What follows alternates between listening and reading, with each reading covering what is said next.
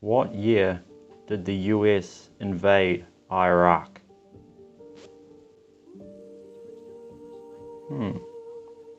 Interesting.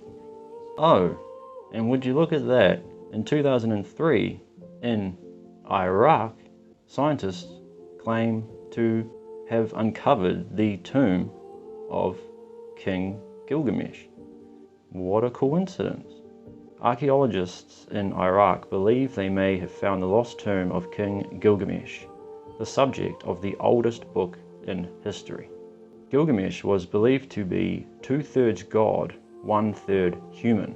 The Epic of Gilgamesh, written by a Middle Eastern scholar 2,500 years before the birth of Christ, commemorated the life of the ruler of the city of Uruk, from which Iraq gets its name. Interesting. Now, a German-led expedition has discovered what is thought to be the entire city of Uruk, including where the Euphrates once flowed, the last resting place of its famous king. I don't want to say definitely it was the grave of King Gilgamesh, but it looks very similar to that described in the epic. After this article came out, it was completely buried. No media would cover it, which is kind of interesting because you'd think something this significant would be looked into further, but apparently they decided that there was nothing more to look into.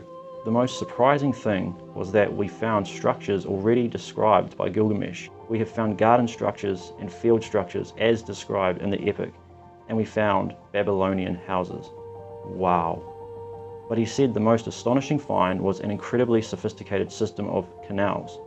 Very clearly, we can see in the canals some structures showing that flooding destroyed some houses, which means it was a highly developed system. It's interesting to me that if the government weren't interested in this whatsoever, then why is it that when you go onto the US State Department website and you go to page 470, name Denitra D. Senega, requesting documents pertaining to the resurrection chamber of Gilgamesh, the location of his body and the location of the buried Nephilim. And what year was this, of course? This was in December of 2018. And the status? Closed. So if they didn't find his tomb, then why is someone requesting for information on the so-called Nephilim in 2018? Very strange. What do you think?